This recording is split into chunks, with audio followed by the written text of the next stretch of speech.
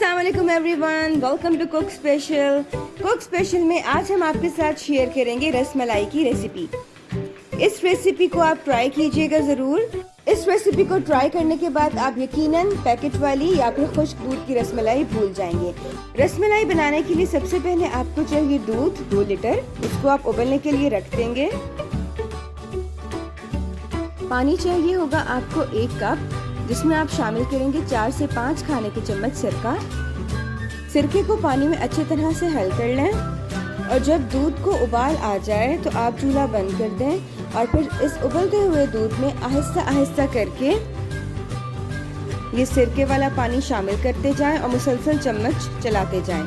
तकरीबन 30 सेकंड के बाद दूध इस तरह से फट जाएगा। इस दूध में आप मज़ीद 1 से 2 ग्लास पानी के शामिल करेंगे और इसको मिक्स कर लेंगे।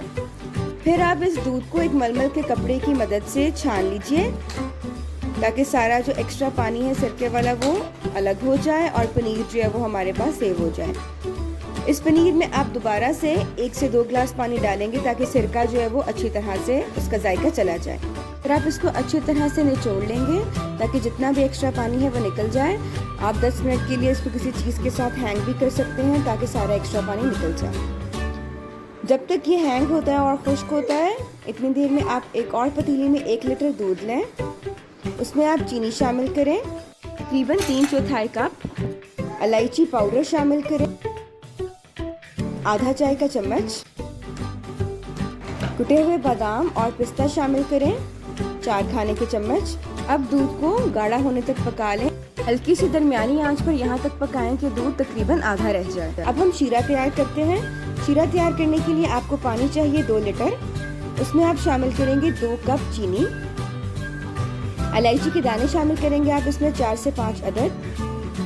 अच्छी तरह से मिक्स कर लें और इसको उबाल आने तक पका लें। अब जो हमने पनीर बनाया था वो बिल्कुल खुश्क हो चुका है।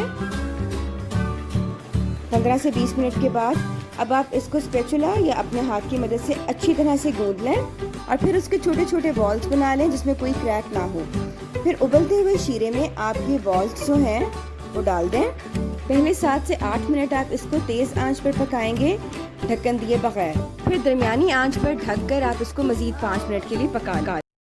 थोड़े से शीरे के साथ अब आप इनको एक ट्रे में निकाल लीजिए और तकरीबन 12 से 14 अदद आइस क्यूब इसमें शामिल कर दें ताकि ये अच्छी तरह से ठंडे हो जाएं। जब आपके रसगुल्ले थोड़े से ठंडे हो जाएं तो फिर आप हथेली के ऊपर रख के इनको हल्का सा दबा के एक्स्ट्रा शीरा निकाल लें और जो दूध आपने तैयार किया था वो थोड़ा सा ठंडा करके रूम टेम्परेचर पे करके इन रसगुल्लों के ऊपर डाल दें। एंड पे आप इनको दोबारा से बारीक कटे हुए बादाम और पिस्ते के साथ गार्निश कर दें और फिर इसको 3 से 4 घंटे के लिए फ्रिज में ठंडा होने के लिए रख दें। मज़ेदार रसमलाई तैयार है। होप आपको रेसिपी अच्छी लगी होगी। हमें ज़रूर बताइएगा। अपना ख्याल रखिए। अल्लाह हाफ़िज़।